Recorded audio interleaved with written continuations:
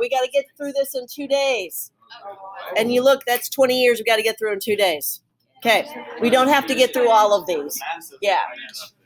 We don't have to get through all of them, but just a big part of what progressivism is. So first and foremost, somewhere on this first page, you need to write this is a movement, not a political party, because that will be the first thing that will trip you up. This is a progressive movement, or as it says, the progressive era, not a political party, because there will be Democrat progressives and Republican progressives, bless you. And it will mess with you on a test if you think of this as a political party. So this is a movement that is, and that will be part of the political scene for the next 20 years. Teddy Roosevelt is a Republican progressive. And my lunch.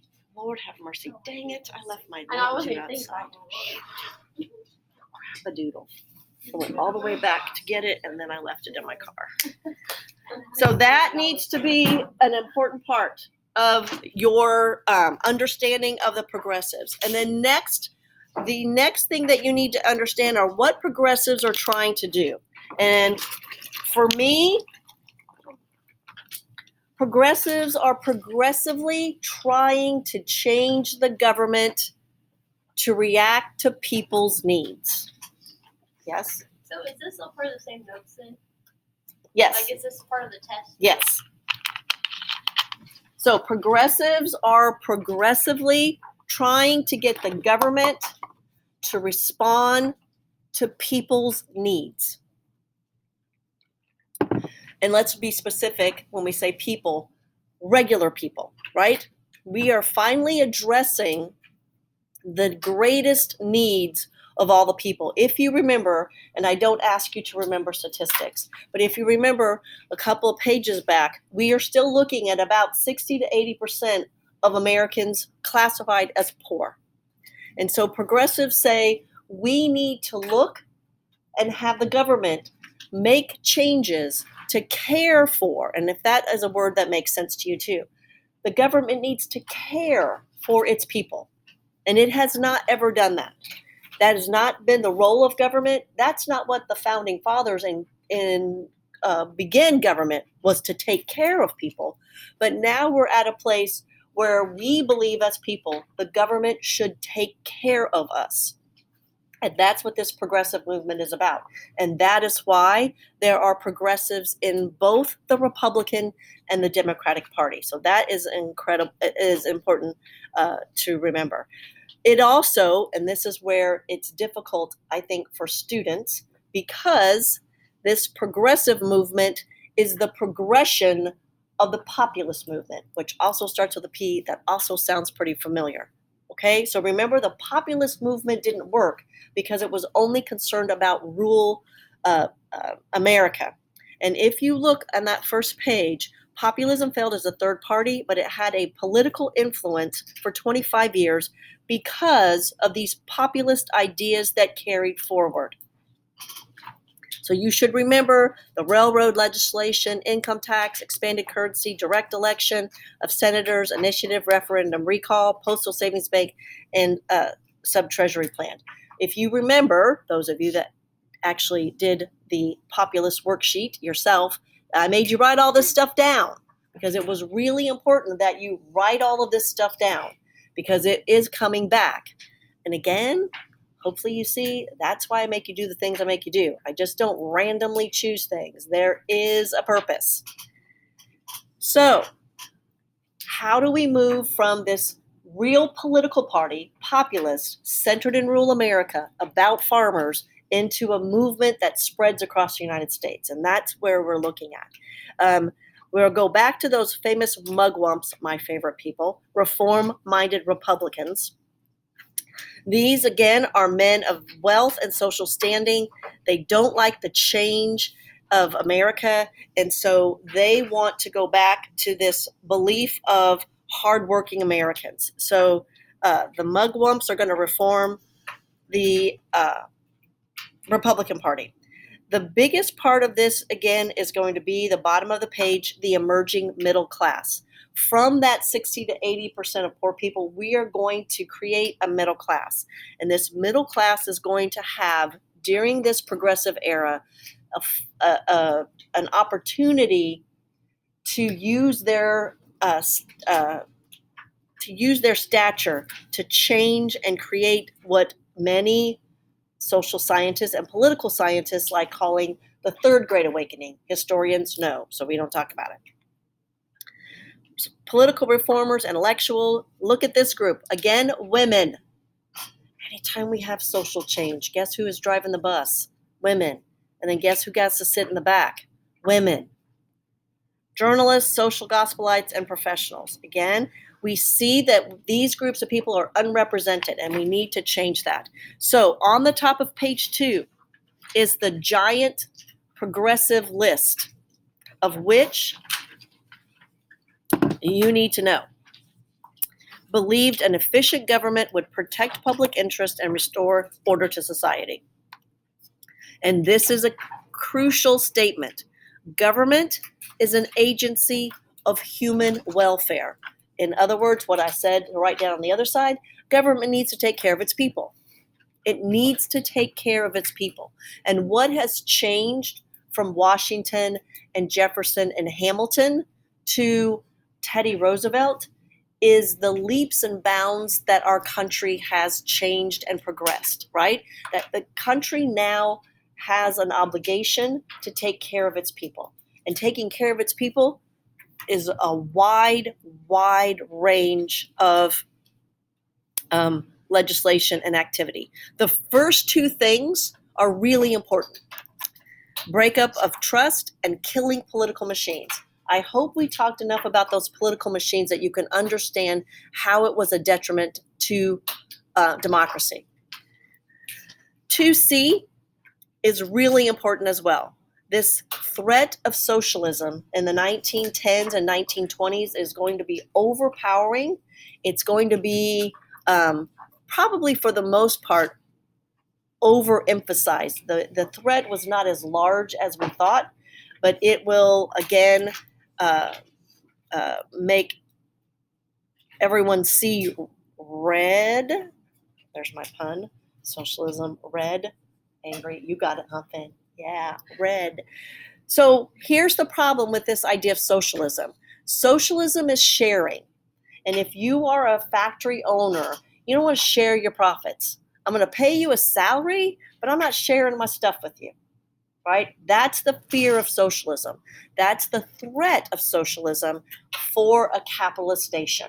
And so what is going to happen as a flip side to this, again, history always has the infamous kick in the butt, like back when our Bartholomew de Cassis told Queen Isabella, you can't use the natives to work, they're our subjects, and then we bring slavery. That's a kick in the butt. For this one, the threat of socialism is a high five for workers, because in order for workers not to socialize, I'm going to do lots of things for you. Like I'm going to build a break room. I'm going to build an outdoor basketball court. I'm going to begin to offer you vacation time, because for me to throw that little bit of kibble out to you is worth more than you turning into a socialist group of workers. Does that make sense? So the Bartholomew was a kick in the butt, right? Because we thought we were doing a good thing and a bad thing happened. For this one, it's a high five. Factory owners, manufacturers were so fearful of communism and socialism, they start to give good things to their workers. So that's the high five. Improve squalid conditions in the cities, improve working conditions for female labor and child labor, consumer protection, voting reform, conservationism, banking reform, labor reform. The one that we do that will be unsuccessful will be the prohibition of alcohol, and then finally female suffrage. Progressive Crusaders created a reform movement not seen since the Second Great Awakening. This is a giant, radical change of the United States of America. Our reform issues: trust, political machines, living and working conditions in cities. And again, hopefully you understand why we needed to get rid of trust and why we need to get rid of these political machines. I'm not going to spend a lot of time on looking at why that happened. It just goes about breaking up these trust. 1910, the wealthiest 2% accounted for 20% of total income. That is outrageous. We're getting pretty close to that now, but then that's outrageous. Again, shame of the cities, this urbanization, we looked at that, those horrible living conditions, the idea of changing the way cities operate and work. That will be what progressives, again, will look at. One of the reasons and we need to make contextualization, again, something a lot of us still need to work on. Why did the progressive era start when it did? Look at A under the progressive analysis. Between 1870 and 1920, college enrollment increased 400%. 400%. With a large number of that 400% female population. So what is happening is in this time period, we are educating a large portion of the population, and again, a large number of women who, when they graduate, will figure out there is nothing I can do. Nothing I can do. Kind of like my friend who, after high school, went to and I'm going to say this as nicely as I can, because anyway, I'll just say it and hope it doesn't turn out as bad as it sounds in my head. She went to college at a Baptist seminary to become a Baptist preacher. Anybody know any women that are leading Baptist churches? No, they can't. They don't. I do not know a single Baptist church that has a woman leader. I don't know a single Baptist church that has women in any part of anything. They're not deacons, they're not elders, they can't even be ushers and pass the plate. They can be Sunday school teachers. If anyone knows any different, please tell me, and I am not making any remarks about the church. I'm just saying. And I said to my friend, are you kidding me? Did you not know? That wasn't going to be a happening thing. And that's what women were faced with when they graduated from college. There were no jobs for them to do. None. So what do? They become involved in their community. And so that is the context of the progressive movement and the progressive era, that we have a lot of college graduates, specifically female college graduates, that will have not a lot to do. Also in this 400% will also be our first real engineers, our first real scientific-minded, educated college graduates, and one of those will be efficiency. How can we do this more efficiently? How can we run things? And that will lead us into things like Taylorism, assembly lines, efficiencies. And we'll, next week, when we look at this, one of my favorite little snippets from Charlie Chaplin movie about efficiency and this idea of progressive being efficient. Again, many colleges created separate social scientists. So we have economists, we have political sciences, we have sociologists. And again, please look at B3. Those of you that have been waiting for this to end, rejected survival of the fittest. Progressives say that is not the way America operates. That's not the way that works. Finally, someone says, we need to get rid of that survival of the fittest. And if nothing else that we thank these progressives for, this would be one of them, right? John Dewey comes in with education, learning by doing, that we need to do things, that things need to have hands-on operation. And education for life, the primary goal of a teacher. And the goal, again, was to create socially useful adults. So we've gone from Republican motherhood to socially useful adults.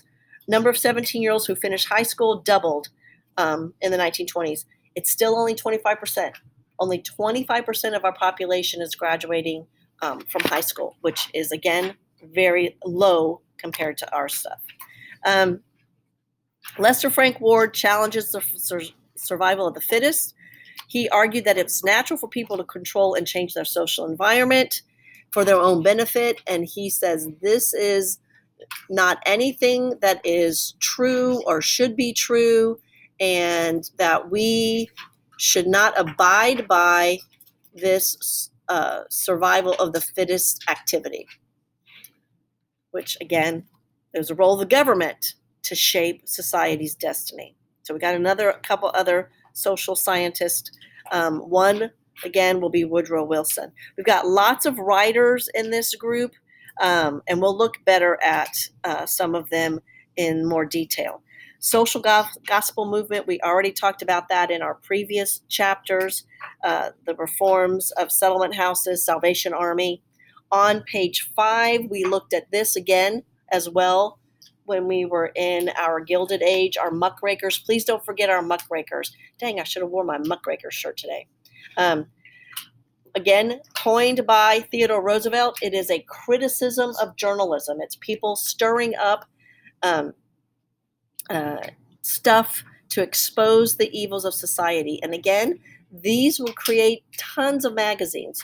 McClure's magazine, which is a women's magazine, Cosmopolitan, which is not the same Cosmopolitan as it is today. It's a little bit different. Collier's, fearing reprisals, they went to great pains to verify their materials. Ida Tarbell publishes a devastating expose on Standard Oil. Upton Sinclair writes The Jungle. It is a graphic look at the unsanitary conditions in packing plants. This book, did we talk about this in our last section as well, Upton Sinclair, The Jungle? This book is responsible for the Meat Inspection and Pure Food Drug Act. So this is another one of those books. We really have 3 now that we are 2, Uncle Tom's Cabin and The Jungle, that actually were fiction books that made policy, and it changed the way people reacted. And let's turn the page over to page 6. Jane Addams, that is the operator of Hull House in Chicago. Hull House in Chicago, an important in establishing settlement house movements that became centers of women activism and social reform. And also, please note that Jane Addams wins a Nobel Peace Prize in 1931 as well. Child and labor reform. I think we've talked about Florence Kelley before, and Florence Kelley usually gets left out of a lot of mainstream history books, because if you look at 2C, Socialist Views, she was a socialist. And so as a result of that, a lot of the great things that she did kind of get relegated to the back shelf. But one of the things that's really important is if you look at the groups of people that she is working towards, women, blacks, and consumers. And that consumer is making sure what's in the food that we put in our children's body is safe and labeled. And she will work on boycotts. The bottom of page 6 is the Triangle Shirtwaist Factory fire that's going to kill 146 women. And again, we talked about that, correct? What that fire was about, that they were, did we talk about the Triangle Shirtwaist Factory fire? Okay, that the women were locked in, they jumped to their death. Yes. And as a result of that, laws are going to be passed as well for that Triangle Shirtwaist Factory.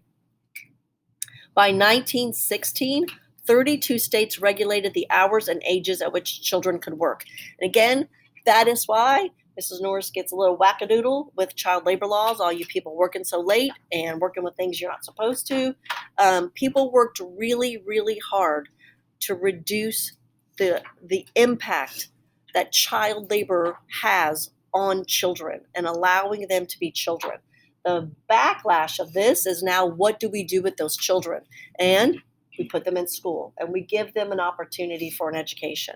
Some states will adopt a compulsory education up to high school. Conservative Supreme Court's going to overturn a lot of those, again, siding on the side of business, that you can't limit business who they can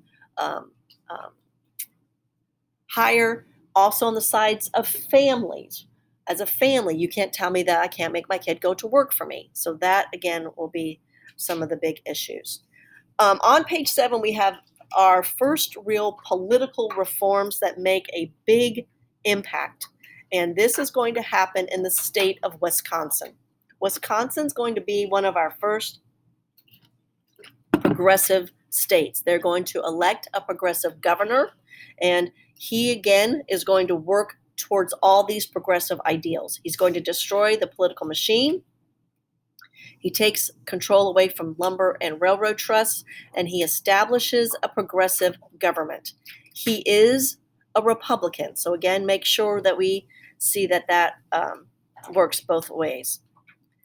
Regulated public utilities by instituting public utility commissions that create legislation for worker safety. We would not have electricity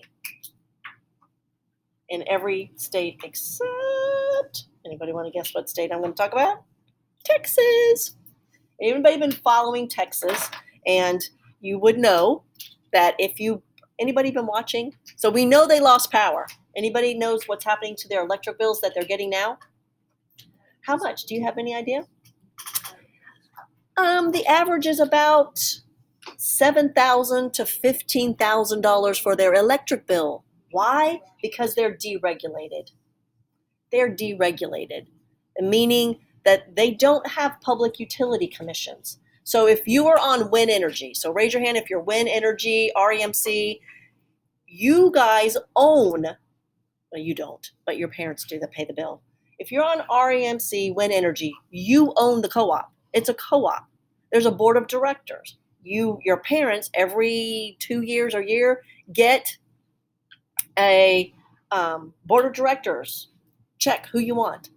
In order to raise the rates, we all have to agree. Those of you that are on Duke, which I'm assuming that's the rest of you, right? Duke Energy, if you know. If you're on Duke Energy, it's the same way. If Duke Energy wants to increase the kilowatt average rate, they have to go to the Indiana Public Utilities Commission and say, we need to raise the rate. They tried it a couple years ago because they built that big old power station in Petersburg and tried to up the rate, and the utility commission said, no, you got to pay for that yourself. You can't put that payment on your customers. So our rate per hour, our kilowatt per hour is controlled by a public utilities, and their job is to keep that kilowatt hour at a place where we can afford to have power. Rural Indiana and many rural places, and we'll get this in the 1930s because we don't have power before the 1930s in rural Indiana. And I'm sure if you have anybody that is still living in your family that lived in Sullivan or any rural Indiana county or any place rural, bless you, will tell you that they did not have electricity. My mom did not have electricity in her house until, I'm sorry, my granny didn't have any electricity in her house until the 1940s when my mom was born. So that is one of the things that progressives say. Everyone should have access to utilities. That should not be something that is made to generate a profit. We know they have to make a profit, but their profit should be in line with what people can afford. The same thing with water, utilities for water as well. So that, again, is really important.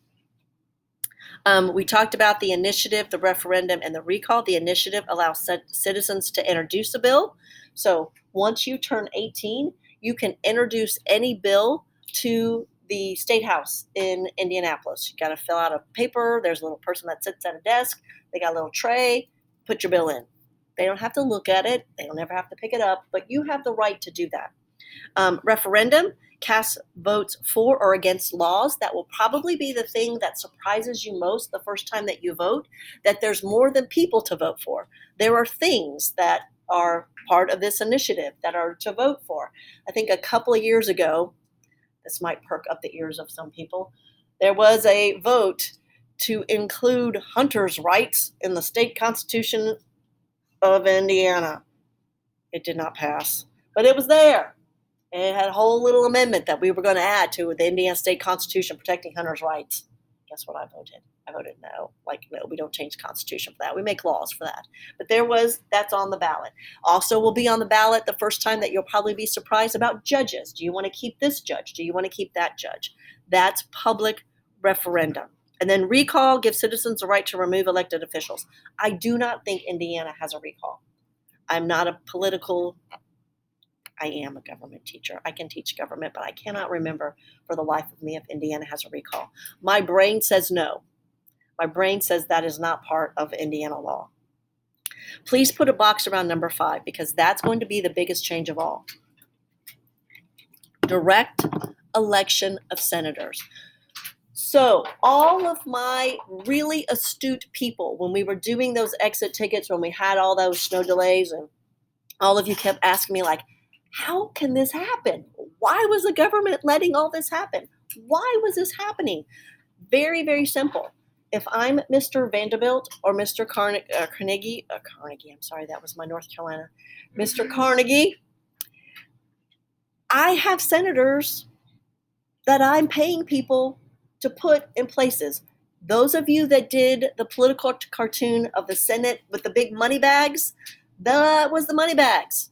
We needed to eliminate the money bags. And when we eliminated those and had direct election of senators, drastic change in the political machine and drastic change in laws. It will, again, change that makeup of the government. Now, in the 21st century, just about every one of those 50 senators is a billionaire. They got lots of money. Now, some of them got it after they became senators and became speakers, but they are still not very representative of the people. But it is better. Adopted a state income tax. Wisconsin will be the first state to adopt an income tax. Again, I'm going to replace that spoils system with civil service exams.